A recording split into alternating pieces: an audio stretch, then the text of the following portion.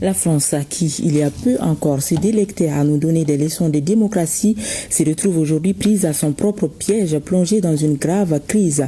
Pas de budget, pas de gouvernement et pas de compromis politique véritable propre aux grandes démocraties. Pendant ce temps, la Confédération des États du Sahel, elle, continue de bâtir sereinement ses fondations et son armature.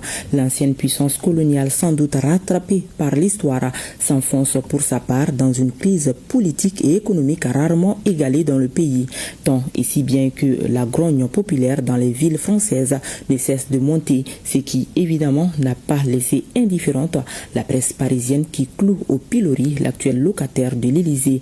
Commentaire Abdoulaye Coulibaly. On ne change pas une équipe qui perd, titre le quotidien français Libération, après la nomination de Sébastien Lecornu comme nouveau Premier ministre français.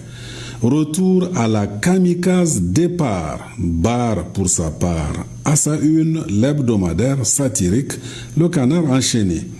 Les commentaires de la presse française ne tarissent pas de critiques acerbes, traduisant le sentiment général de déception et même de colère qui anime les citoyens français eux-mêmes, qui voient comme une nouvelle provocation de la part du chef de l'État français la nomination d'un très proche à Matignon, et ce, malgré la énième censure du Parlement à l'encontre du gouvernement, et dire que le numéro 1 français se veut démocrate.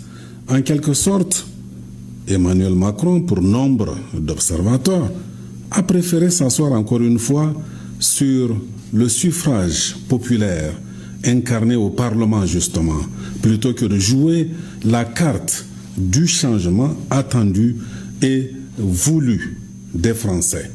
Il est du reste tout aussi paradoxal qu'Emmanuel Macron ait choisi de dissoudre le Parlement il y a un an, quand rien ne l'exigeait, et qu'il s'y refuse aujourd'hui, quand la décision s'impose et que la situation l'exige.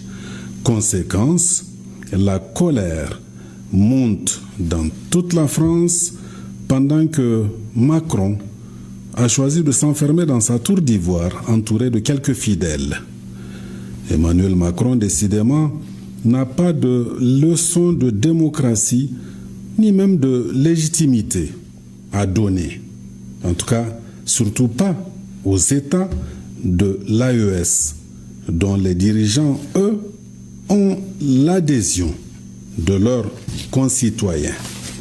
Et cela est facilement mesurable au quotidien depuis que ces dirigeants ont décidé souverainement de prendre leur destin en main, dans l'intérêt bien compris de leurs pays respectifs, n'en déplaise à l'ancien colonisateur.